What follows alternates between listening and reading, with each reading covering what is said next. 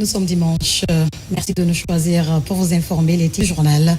Les secrétaires généraux et les chefs de cabinet nouvellement nommés bénéficient d'une séance de renforcement de capacité. La démarche du secrétariat général du gouvernement a outillé les cadres de l'administration publique afin de répondre aux besoins et attentes des populations. Et puis l'agence guinéenne de promotion des exportations compte conserver sa place de leader mondial dans la filière Fonio. Une série d'actions est initiée pour renforcer les capacités des acteurs de la filière. 9e édition du Linguet d'Or, une cérémonie annuelle qui récompense les joueurs et acteurs du football guinéen, encourage les promoteurs à s'investir davantage dans le secteur. Encore une fois, bonsoir et bienvenue à tous dans ce journal que nous aurons par ce décret qui sera lu par la générale Aminata Diallo. Bonsoir générale. Bonsoir madame. Décret D 2025-0214 PRG-SGG portant élévation de certains officiers supérieurs à la dignité de général. Le président de la République, vu la Constitution, vu la loi L 2018-025 AN du 3 juillet 2018 portant organisation générale de l'admission publique, vu la loi L 2019-0041 AN du 4 septembre 2019 portant statut général des militaires, vu le décret D 2023-0172 PRG CNRD SGG du 1er août 2023 portant attribution, organisation et fonctionnement du ministère de la Défense nationale, vu le décret D 2024-0044 PRG CNRD SGG du 27 février 2024 portant nomination Premier ministre chef de gouvernement, vu le décret D 2024-0051 PRG CNRD SGG du 5 mars 2024 portant structure du gouvernement, vu le décret D 2025-0101 PRG CNRD SGG du 30 juin 2025 modifiant et complétant la structure du gouvernement, vu le décret D 2025-0139 PRG CNRD SGG du 29 juillet 2025 portant nomination des membres du gouvernement. Décrète, article 1er, les officiers supérieurs dont les prénoms et noms suivent sont élevés à la dignité et à l'appellation de général de brigade. Ce sont 1. Colonel Moussa Keita, matricule 18080G. 2. Colonel Ibrahima Finando, matricule 18334G. 3. Colonel Mamadi Kondé, matricule 19420G. 4. Colonel Amara Silla, matricule 2926G. Article 2. Le présent décret, qui prend effet à compter de sa date de signature, sera enregistré et publié au journal officiel de la République. Conakry le 2 novembre 2025, président Mamadi Doumbouya. Merci beaucoup, Général Aminata Diallo, pour la lecture donc de ce décret. Le ministère de la Coopération internationale, à travers l'Institut national de la statistique, lance l'enquête post-censitaire du 4e recensement général de la population et de l'habitation, RGPH4. Cette étape vise à vérifier et à confirmer les données collectées lors du dénombrement principal. Cela répond aussi aux besoins fondamentaux de la population dans un contexte de croissance démographique et économique. Fodé Alpha Kamara. Le ministère du Plan et de la Coopération internationale, à travers l'Institut national de statistique, lance officiellement l'enquête post-censitaire au recensement général de la population et de l'habitation, RGPH4. Après le dénombrement principal qui a vu passer les agents dans les ménages pour la collecte des données sur toute l'étendue du territoire national, il est question cette fois-ci d'une mission de vérification et de confirmation des chiffres obtenus par localité. Pour améliorer ces conditions de vie, il est essentiel et indispensable de disposer d'informations statistiques, mais aussi des statistiques récentes sur la population en vue de rendre plus efficace la planification, la mise en œuvre et le suivi des politiques. Au cours de cette activité post-censitaire, des agents de collecte recrutés et formés sont déployés sur l'ensemble du territoire pour recueillir des informations auprès des ménages en vue d'évaluer la qualité des données et d'en mesurer le taux de couverture du nombre principal. Avec l'appui des partenaires et d'autres ministères, notamment celui de la jeunesse, plus de 400 jeunes enquêteurs seront déployés sur toute l'étendue du territoire. Ces données sont absolument essentielles pour une planification éclairée, une allocation efficace des ressources et pour garantir un développement durable et inclusif qui ne laisse personne de côté. Je suis d'autant plus réjoui que les superviseurs qui sont pour la plupart des jeunes. Donc cette activité est une opportunité importante de création d'emplois, même temporaires pour les jeunes de Guinée. Pour le développement socio-économique et durable de la Guinée, l'obtention de statistiques fiables et à temps pourrait aider le pays à amorcer sans ambiguïté les réformes allant à la satisfaction des besoins primaires de la population. Le service civilo-militaire comme éveil de la conscience patriotique. Après la formation des 5 contingents à Siam et au centre d'instruction d'infanterie de Kindia, les tout nouveaux fonctionnaires désormais considérés comme officiers de réserve ont à l'occasion de la célébration du 1er novembre, date anniversaire de la création de l'armée guinéenne, défilé ce dimanche à l'esplanade du Palais du Peuple, une étape marquant la fin de l'induction. Au moins 10 000 stagiaires étaient présents à la cérémonie de clôture présidée par le Premier ministre Amadou Oriba. Autre précision dans ce reportage de Ousmane Bankora. En marge des festivités commémorant la création de l'armée guinéenne, l'esplanade du Palais du Peuple a vibré ce dimanche au rythme des chants patriotiques et des pas cadencés. 10 000 nouveaux fonctionnaires stagiaires de l'administration publique ont ainsi bouclé leur formation d'induction civilo-militaire. Une première du genre de l'histoire administrative du pays.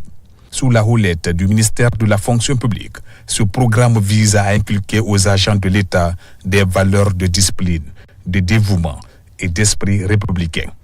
Pendant 9 mois, soit du 6 janvier 2025 au 13 septembre de la même année, 5 fonctionnaires qui sont devant vous cet après-midi ont partagé le quotidien des forces armées de notre pays, à savoir l'effort collectif, la discipline, le respect de la hiérarchie, la solidarité et l'amour pour la patrie.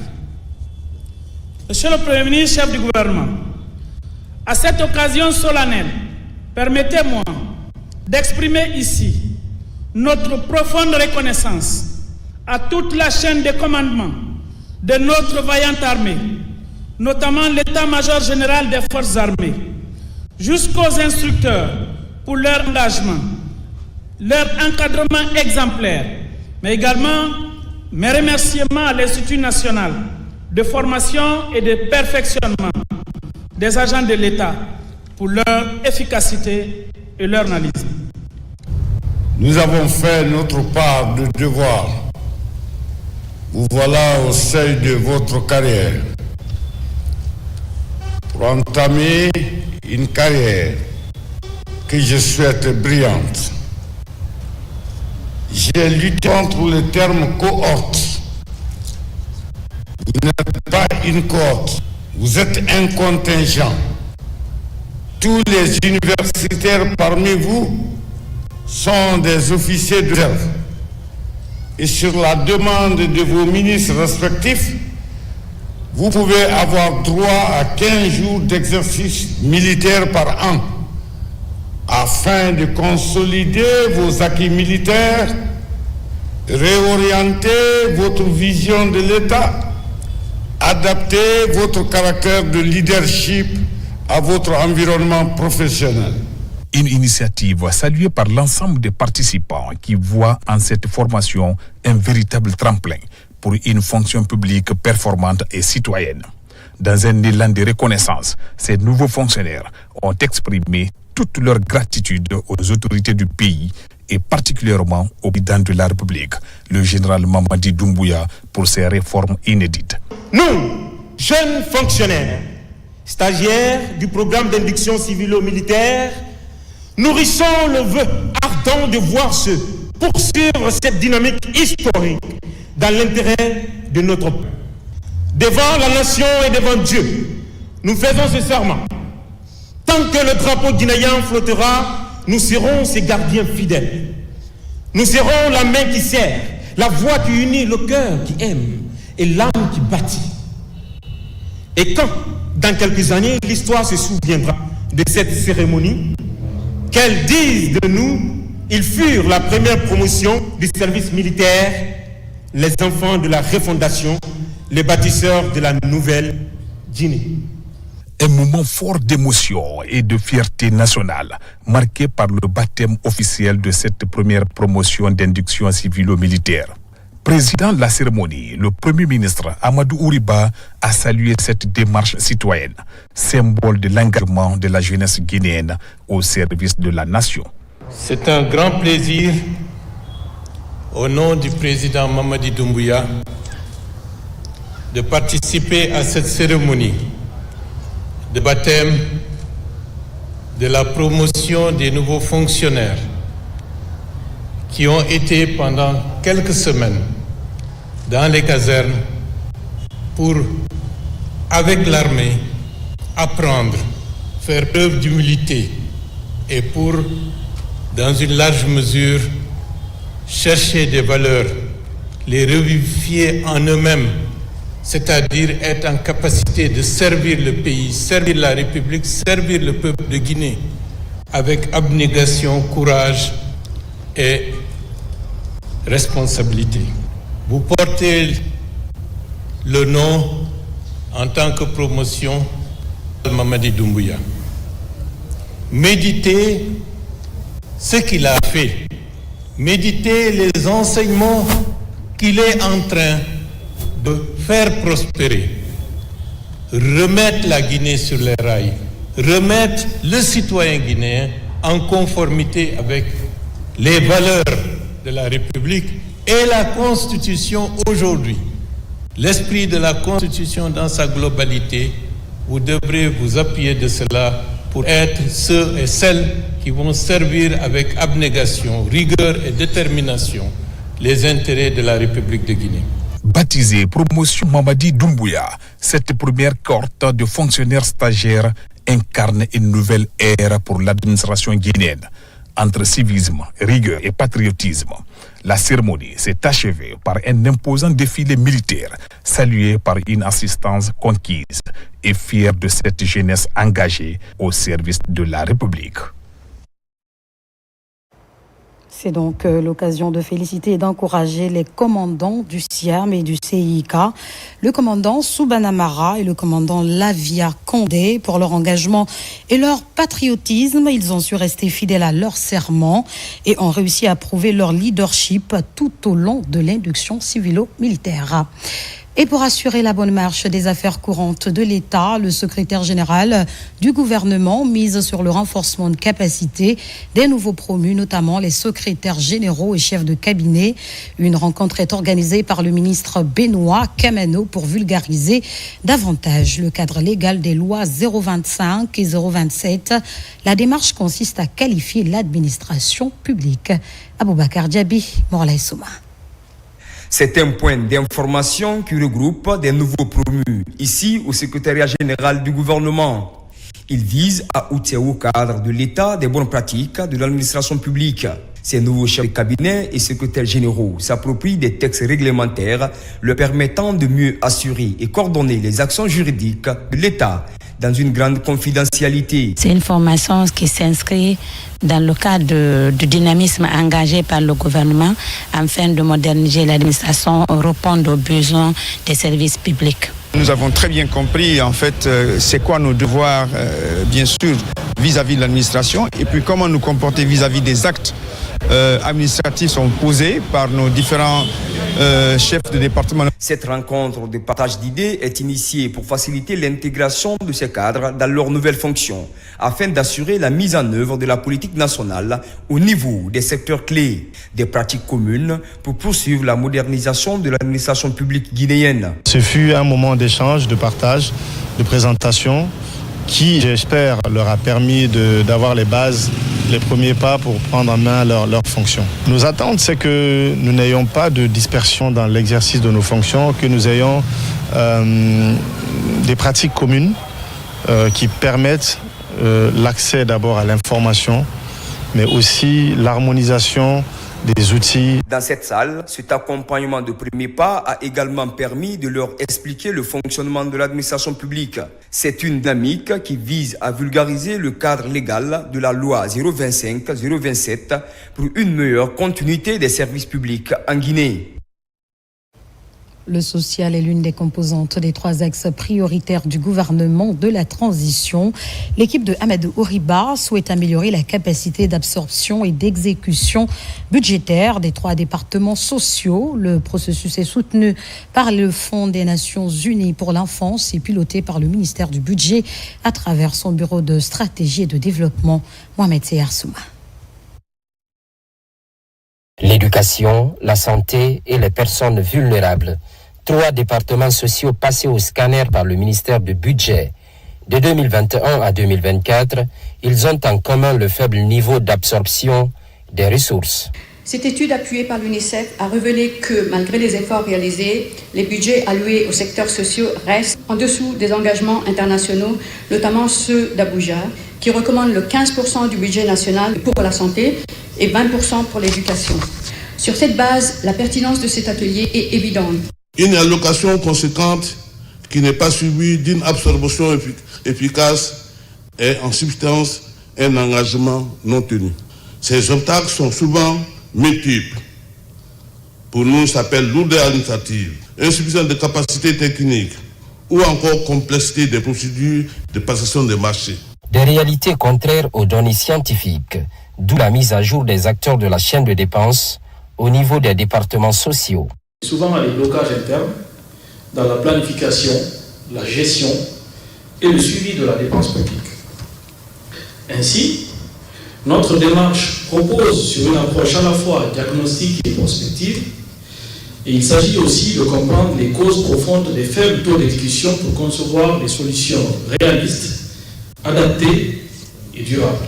Par ailleurs, l'exécution du budget est en deçà des attentes.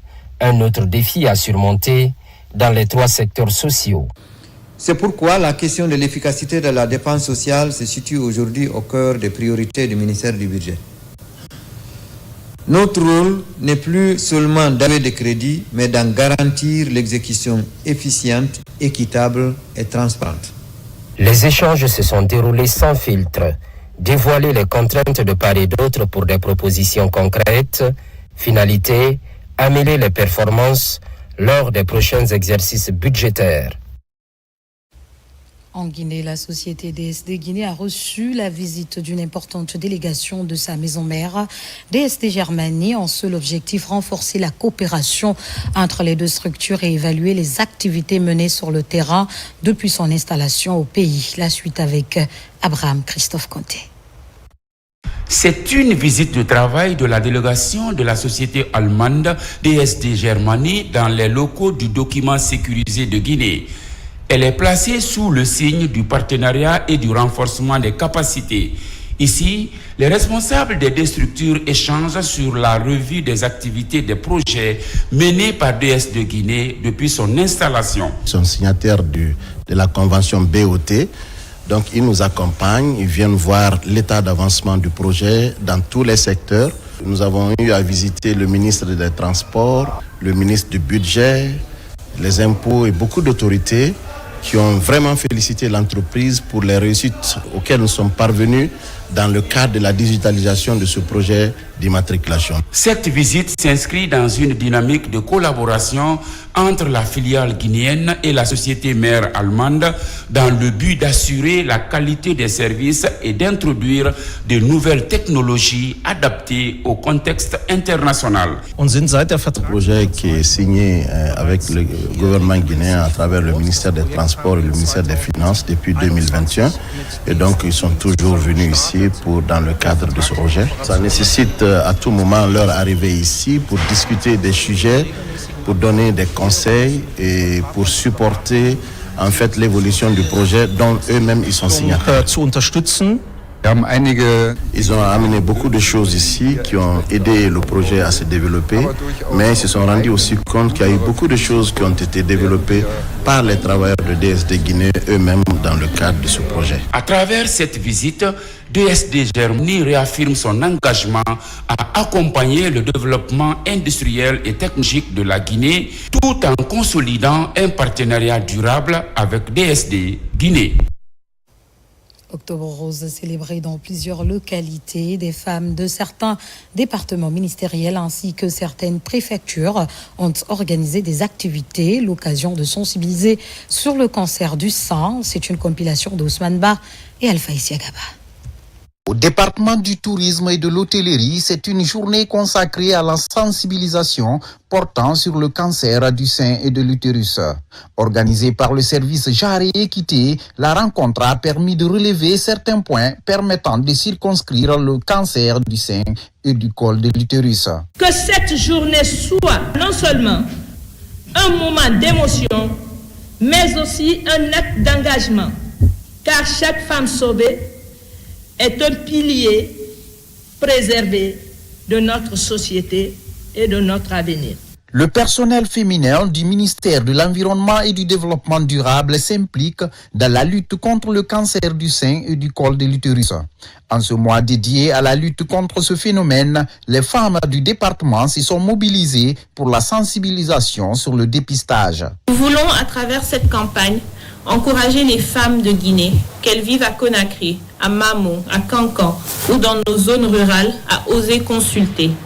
Nous encourageons également les hommes à être des alliés, à soutenir leurs épouses, leurs sœurs, leurs mères dans cette lutte silencieuse. Assistance humanitaire aux enfants, aide aux personnes âgées, fait des heureux à Dubreka, précisément dans la localité de Simbaya. Des kits scolaires et hygiéniques sont distribués aux enfants. On a fait savoir à nos mamans que détecter précocement le cancer du sein peut sauver des vies. Donc on est venu pour les informer, pour les sensibiliser, de se rendre dans les hôpitaux.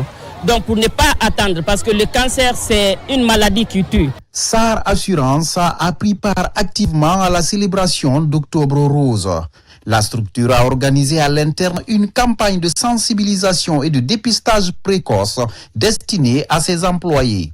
Jeunes filles, stagiaires et collaboratrices sont au rendez-vous. Ce n'est pas notre première participation à la campagne de sensibilisation. L'année dernière aussi, la SAR Assurance avait bien participé à la campagne de sensibilisation en allant trouver les malades atteints de cancer du sein et de l'utérus à l'hôpital Jean-Paul. Mobilisées pour la lutte contre le cancer du sein et du col de l'utérus, les femmes Koya ont répondu massivement à l'appel. Cette campagne organisée à la clinique émergence médicale de Guinée vise à dépister précocement les cas à risque et orienter les patientes vers une prise en charge adaptée. On se réjouit de tout ce qu'on a pu réaliser cette année, contrairement à l'année dernière, 2024, à la campagne d'Octobre Rose. 2025, cette année, le choix a été porté sur Koya. Et comme tous les ans, nous faisons comme activité la sensibilisation, le dépistage ainsi que la mammographie. Les braves femmes de la sous-préfecture de Kamsar, réunies au sein de l'association Kamsar Baridie, ont choisi les différents lieux publics de la cité pour être au contact des femmes. Il s'agit des marchés et les débarcadères en vue de leur expliquer les risques liés à cette pathologie, mais aussi les symptômes et les mesures préventives. Le cancer du sein et celui du col de l'utérus ne sont pas une fatalité. Lorsqu'ils sont détectés tôt, ils peuvent être soignés et vaincus. Voilà pourquoi Kamsar Baridie continuera au-delà du mois d'octobre à mener des actions d'information, de sensibilisation et d'accompagnement afin que chaque femme sache se prévenir et se protéger. Le mois d'octobre est un mois dédié à la lutte contre le cancer du sein. À Korosa, une journée de sensibilisation est organisée pour édifier les femmes rurales sur les avantages liés au dépistage précoce, moyen efficace de prévention. Korosa Goldmine pour sauver des vies dans ces zones d'intervention. C'est une initiative initiée par l'entreprise Korosa Goldmine pour sauver des vies dans ces zones d'intervention. Diamant Kaba. Teinté de la couleur rose tous les ans, Le mois d'octobre est un symbole d'espoir et de mobilisation pour une lutte sans relâche contre le cancer du sein. L'importance cruciale de la prévention, du dépistage précoce et du traitement marque les esprits à Kouroussa. Notre objectif est clair, toucher le plus grand nombre de femmes, notamment celles vivant en milieu rural, afin de les encourager à se faire dépister à temps.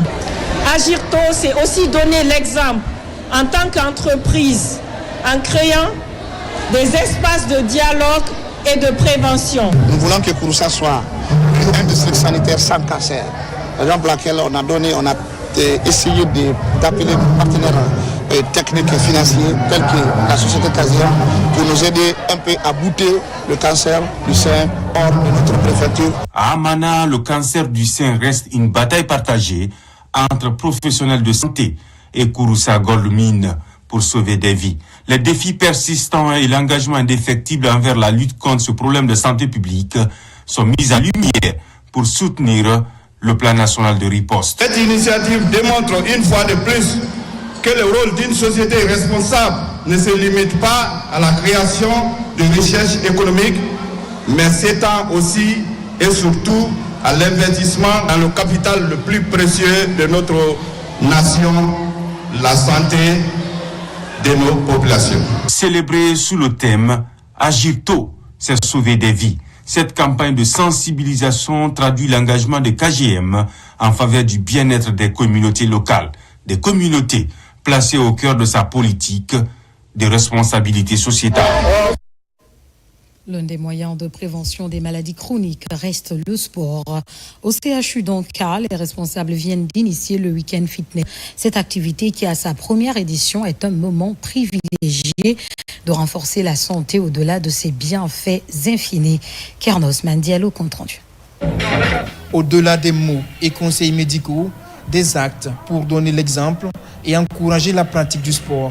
Au CHU d'Onka, la première édition du Week-end Fitness mobilise le personnel médical et administratif.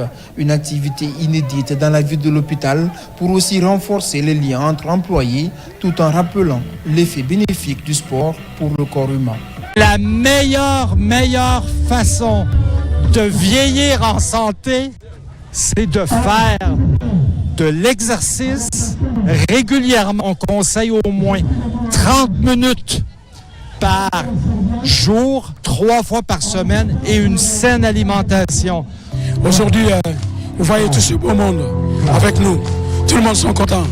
Au moment, moi-même, quand je me levais le matin, j'étais très stressé, fatigué. Mais tout de suite, quand j'ai vu le monde, quand j'ai fait le sport avec eux, j'étais à l'aise.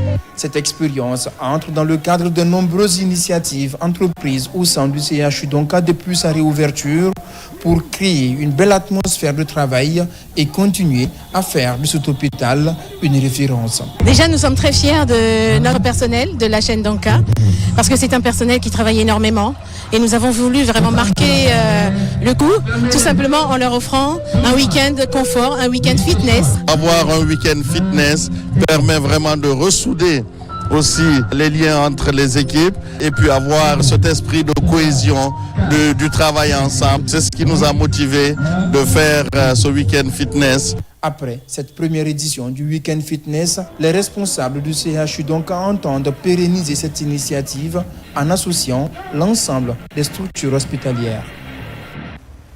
La technologie au service de l'apprentissage en Guinée, un défi que le ministère de l'Enseignement préuniversitaire et de l'alphabétisation s'apprête à relever.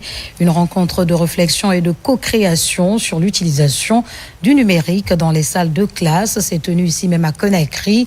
2 jours ont permis au cadre du MEPUA et partenaires techniques d'expérimenter le modèle malawite à travers la distribution des tablettes aux enseignants. 750 écoles sont identifiées pour cette innovation.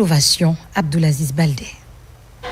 L'intégration du numérique dans nos concessions scolaires constitue à date une étape décisive pour renforcer les apprentissages et préparer les élèves aux exigences du monde moderne. Une vision partagée par le ministère de l'Enseignement préuniversitaire avec l'introduction des tablettes numériques dans 750 écoles à travers le pays.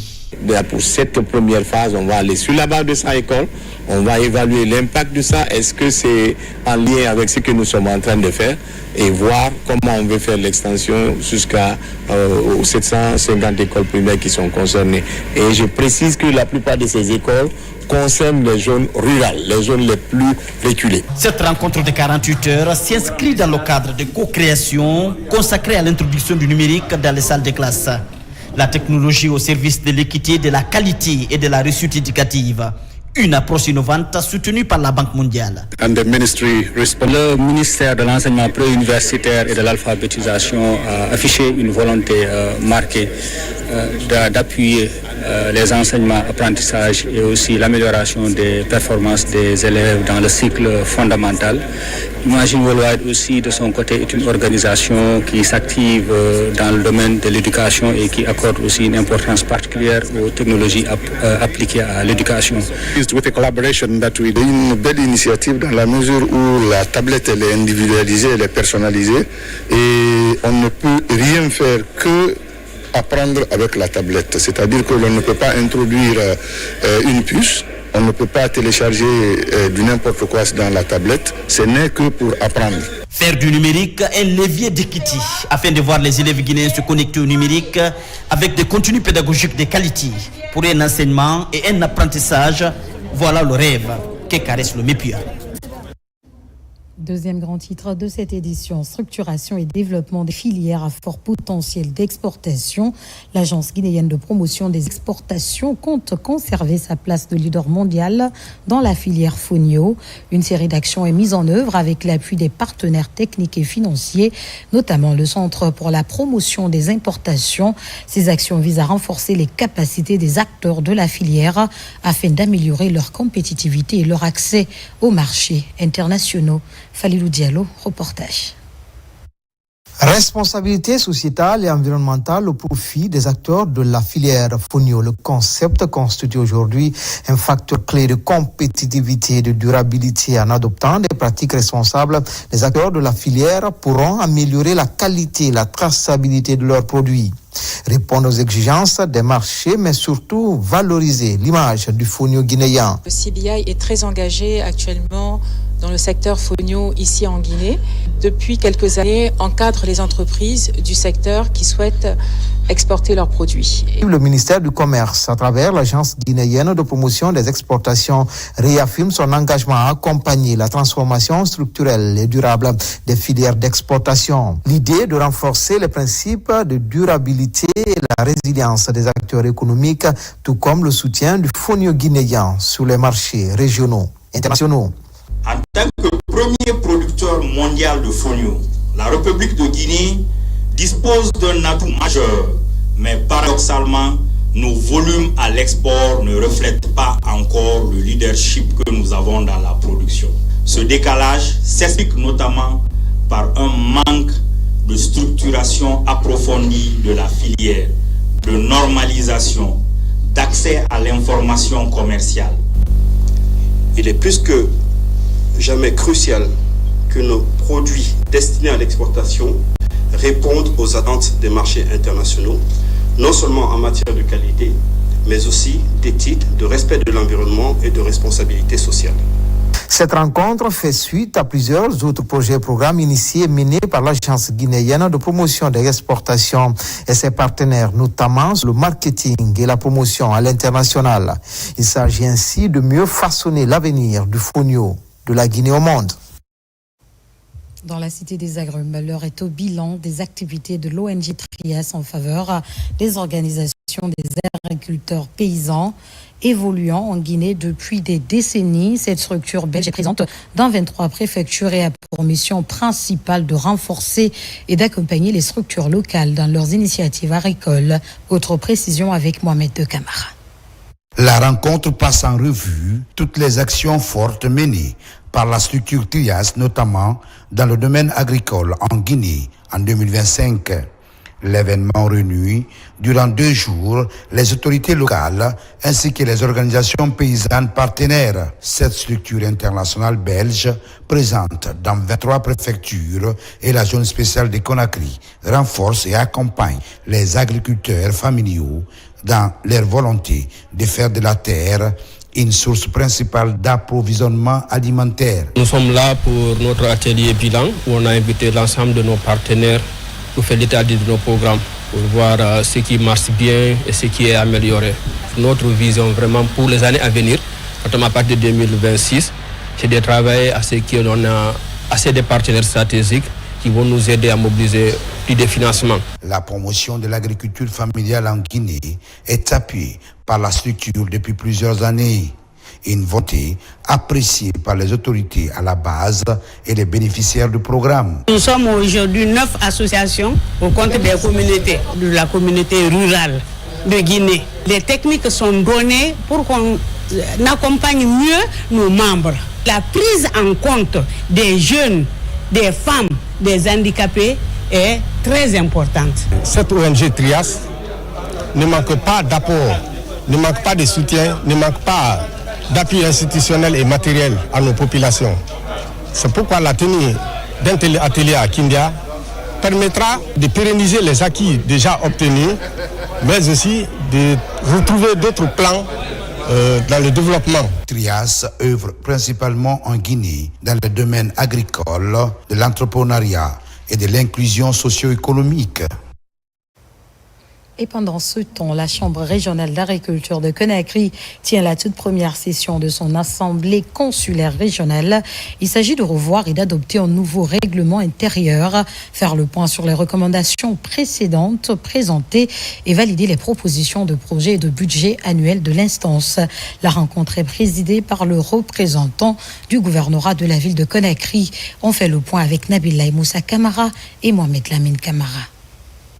C'est la première session de l'Assemblée consulaire régionale de la Chambre régionale d'agriculture de Conakry.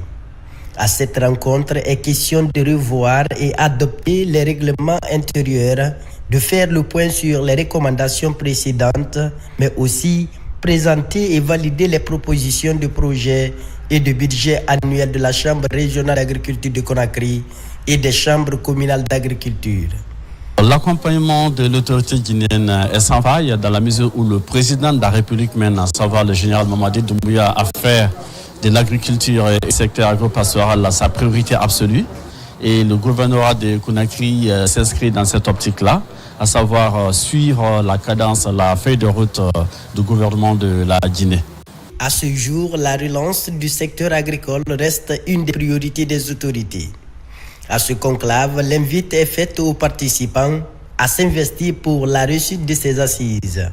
Le développement agricole dans les 13 communes de Conakry est à l'ordre du jour.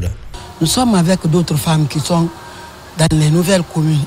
Et nous pourrons que leur dire qu'après notre rencontre, de nous appuyer pour que l'autorité puisse faire le nécessaire pour nos copines.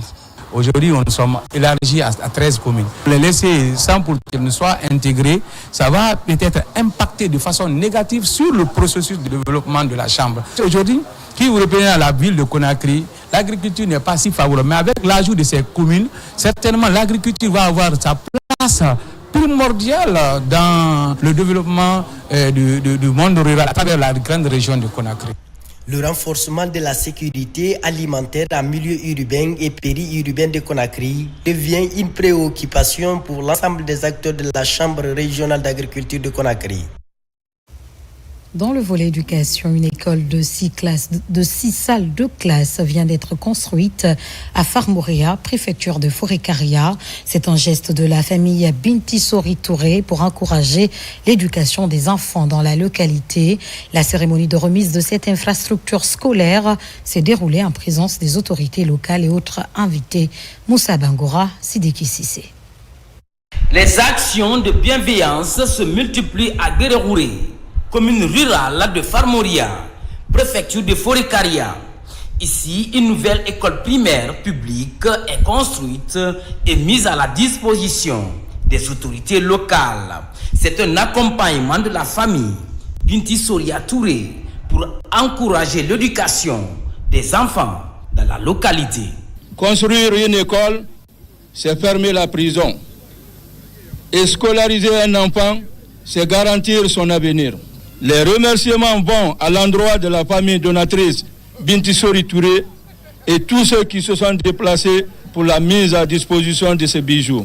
Administration locale, éducative et citoyens à tous les niveaux se réjouissent de la réalisation de cette infrastructure scolaire qui va sans nul doute réduire le taux d'analphabétisme à Farmoria. L'école, c'est l'arme qui peut façonner toutes choses. Et nous sommes très heureux, très contents. Et nous mesurons la portée de ce que vous venez de faire. Merci pour ce que vous venez de faire pour l'école guinéenne. L'école, c'est la lueur de la vie. Je demande à la population riveraine de prendre soin de cette école. Construire, c'est bon, mais l'entretien est la meilleure. On a parlé ici, pas de haut. Mais nous arriverons, Inch'Allah, le gouvernement fera son mieux pour que nous puissions avoir un forage ici.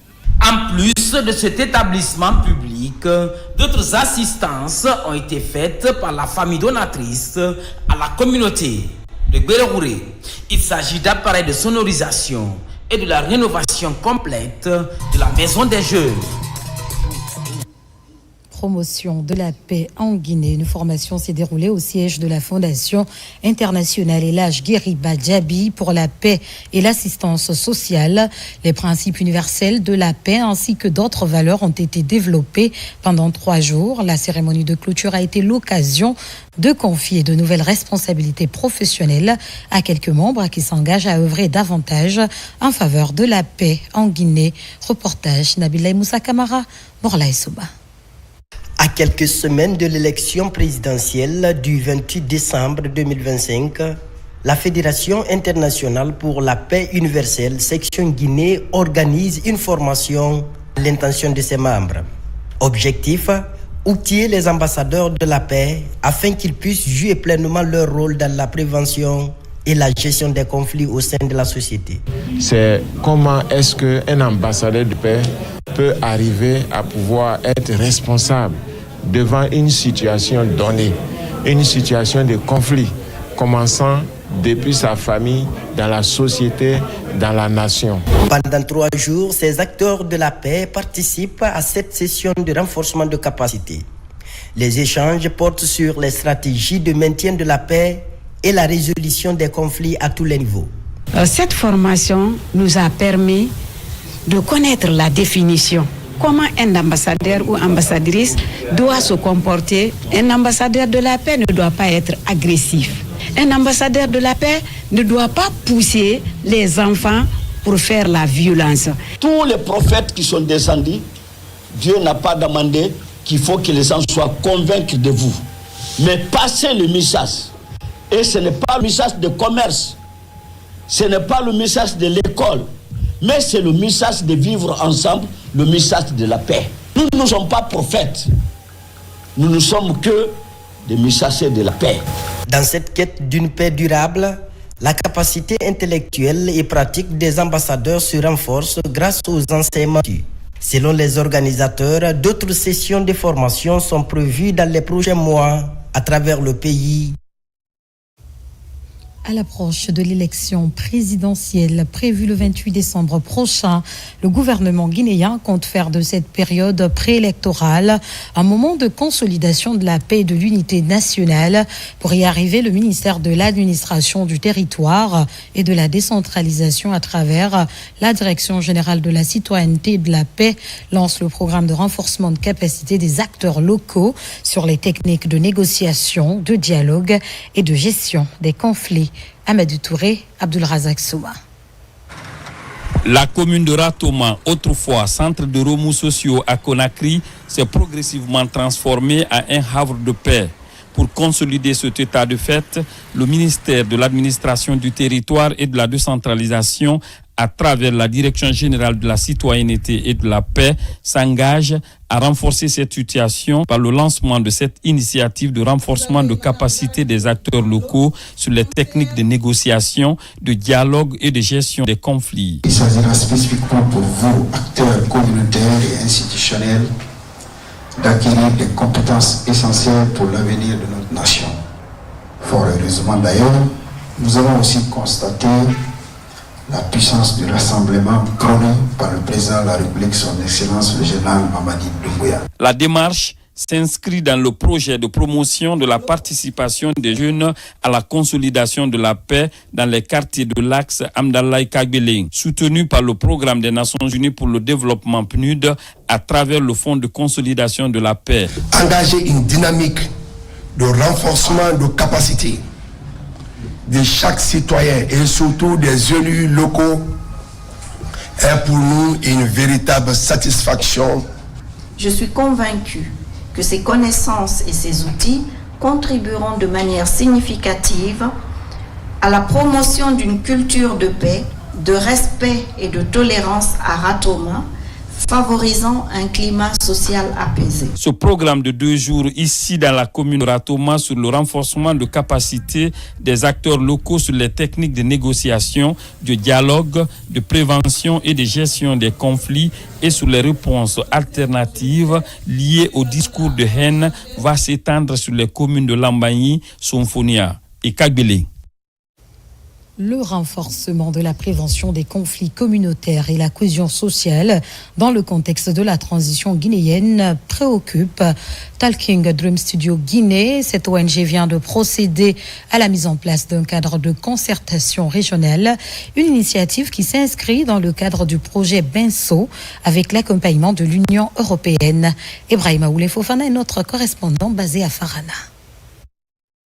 Dans la salle de conférence de la bibliothèque de l'Institut supérieur agronomique et vétérinaire de Farana, la rencontre mobilise des leaders communautaires et des partenaires au développement. Il s'agit de mettre en place un cadre de concertation régionale favorisant un dialogue structuré entre les acteurs communautaires et les institutions locales. Le projet a permis de renforcer les capacités des acteurs locaux des zones de Farana, de Mandiana, de Beila et de Kankan dans plusieurs thématiques, notamment la détection des signes précoces de violence. Les participants ont été renforcés dans tout ce qui est mécanisme d'alerte précoce et de réponse rapide. Associé à cela, la thématique liée à la prévention de l'extrémisme violent. Surtout que nous sommes la société civile, on est obligé d'intervenir sur le plan social, sur le plan contextuel, à l'approche des élections qui prônent à l'horizon. De sorte que moi-même je dirige une maison de justice qui prévient les conflits, qui assure la médiation et qui met ensemble les protagonistes. Première du genre, la rencontre a réuni 35 participants venus des préfectures de Farana, Kankan, Beila et Mandiana dans le cadre du projet Benso.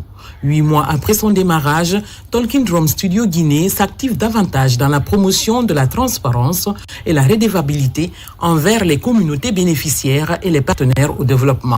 À travers le projet TDS Guinée, vraiment, nous remercions le bon Dieu parce qu'à travers lui, on a compris que ce que le conflit, quels sont les différents types de conflits, comment résoudre un conflit. Ça avait renforcé la gouvernance locale et ça avait aussi renforcé la cohésion sociale entre la société. La création de ce cadre régional de concertation marque une étape décisive dans la consolidation de la paix et de la prévention des conflits communautaires dans la région de Farana. Nous poursuivons ce journal. Les Simandouka mobilisés pour demander la candidature du général Mamadi Doumbouya aux prochaines élections présidentielles. La marche de soutien a commencé au carrefour Sango Pharmacie jusqu'au stade Cabinet Kouyaté. Les préfectures de Kirouané et Beila qui abritent le site de Simandou reconnaissent les efforts du chef de l'État, surtout dans la création d'emplois jeunes. Aboubakar Junior Camara. C'est parti du carrefour Sangoya Pharmacie pour le stade Cabinet Kouyaté de Matoto. Les marcheurs sont du mouvement Doumbouyakou Simandou Kole, initié par les fils résidents et ressortissants de Beila et Kirouané.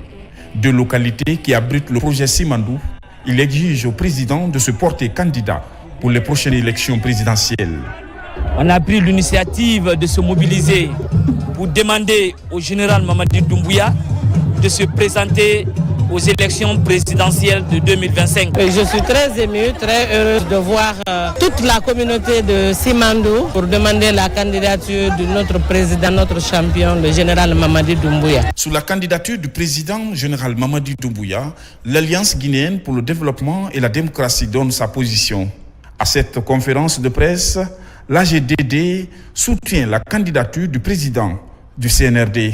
Notre motivation par rapport à cette déclaration de demande de candidature du Mamadi Doumbouya s'inscrit dans la logique d'une continuité du développement économique de cette nation, bien entendu.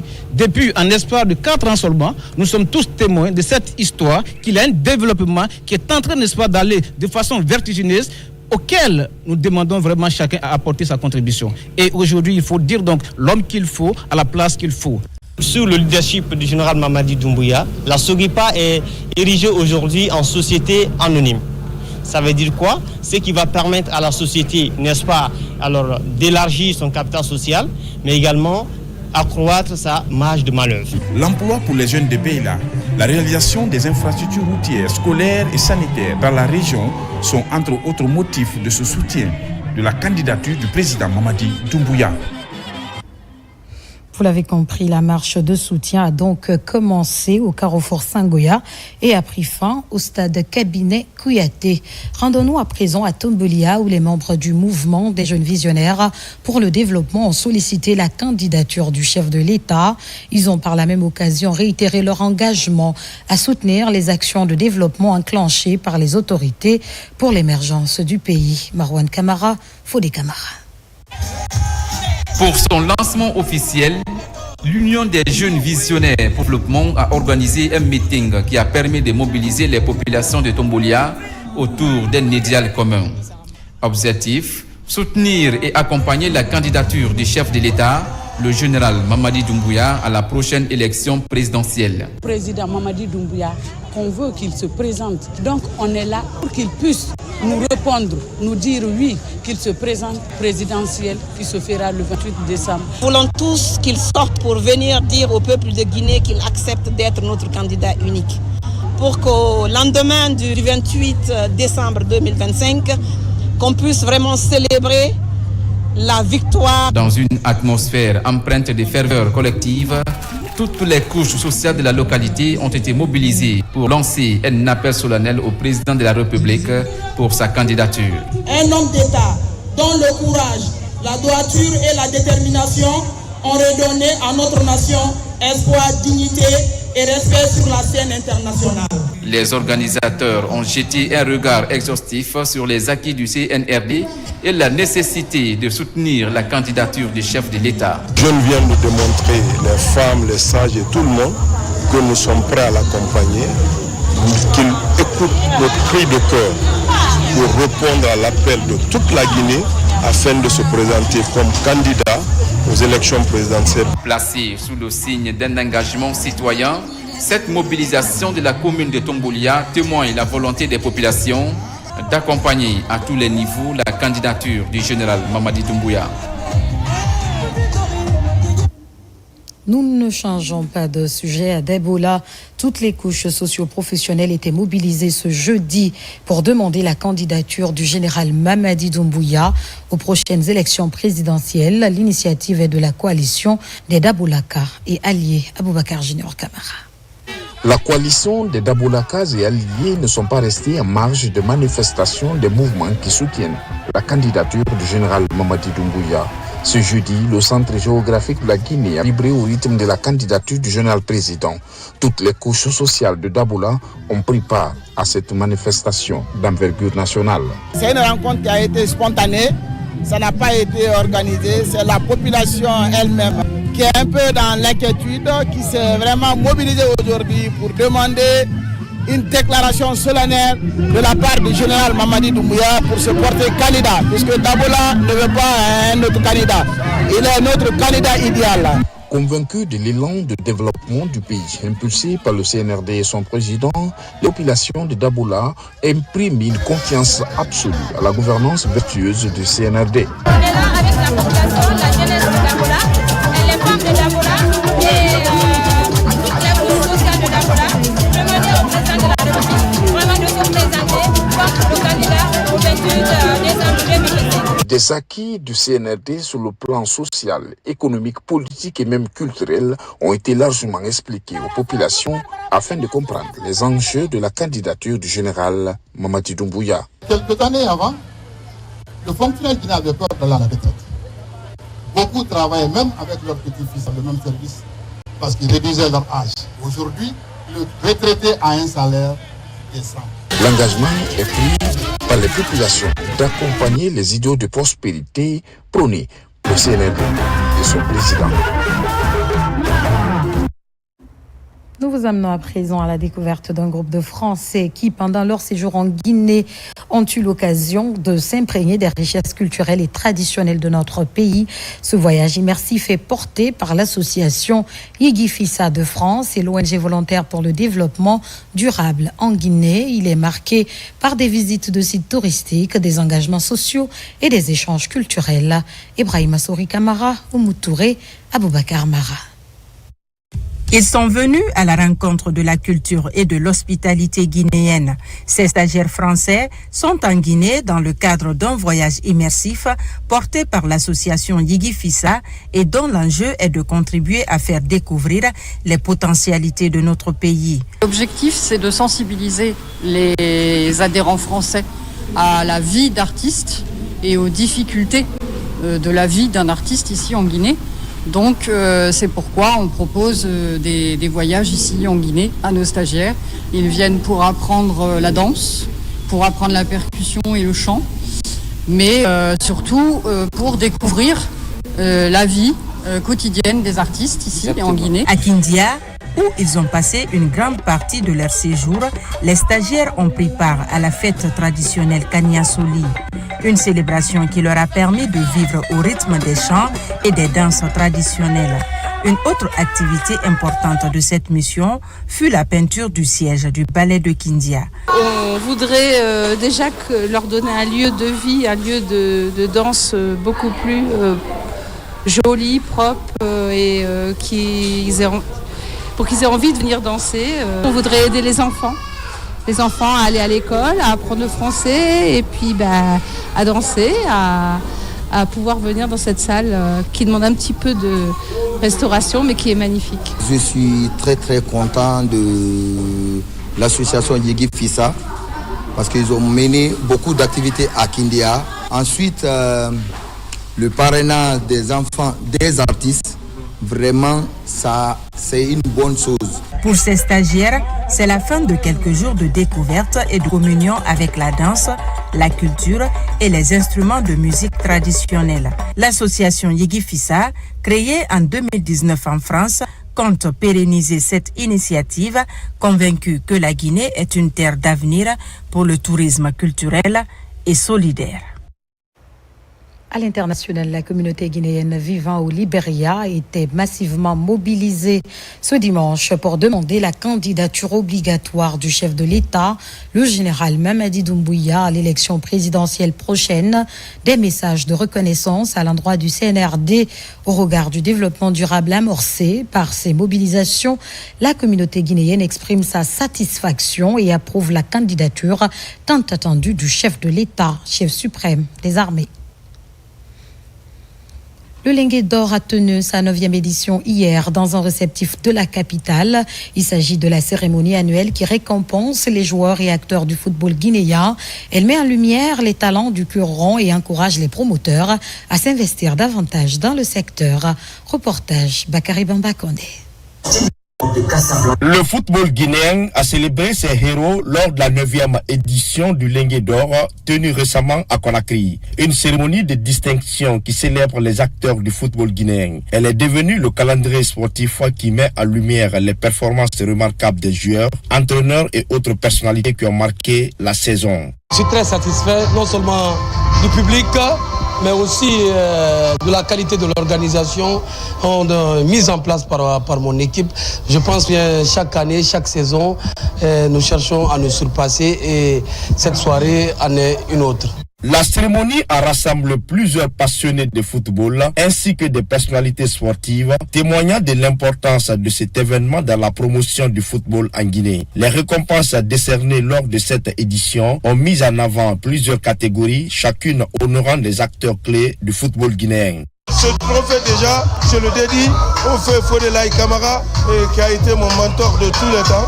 Fodelaï Kamara et feu Bernard Silla. Ça me motive tous les jours. C'est 24 sur 24, 7 sur 7. Je suis motivé tous les jours pour ça. Aujourd'hui, nous apportons un coup de pouce aux organisateurs sportifs. Et demain, peut-être que nous nous retrouverons dans un autre domaine. Nous le faisons par devoir. C'est quand même réconfortant de savoir que ce devoir-là est quelque chose qui est apprécié et nous continuerons toujours à le faire tant que nous en aurons les moyens. La 9e édition du Lengue d'Or a célébré non seulement l'excellence du football guinéen, elle a aussi été l'espoir d'un avenir promoteur pour ce sport dans le pays. Les acteurs du football guinéen, unis par leur passion, décident de travailler pour hisser le football guinéen à de nouveaux sommets.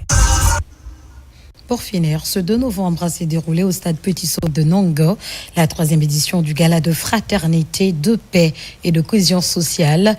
L'événement à caractère sportif a opposé le secteur public au secteur privé avec la participation des anciennes gloires du football guinéen. Cette cérémonie s'inscrit tout de même dans le cadre de la célébration de la fête anniversaire de la création de l'armée guinéenne.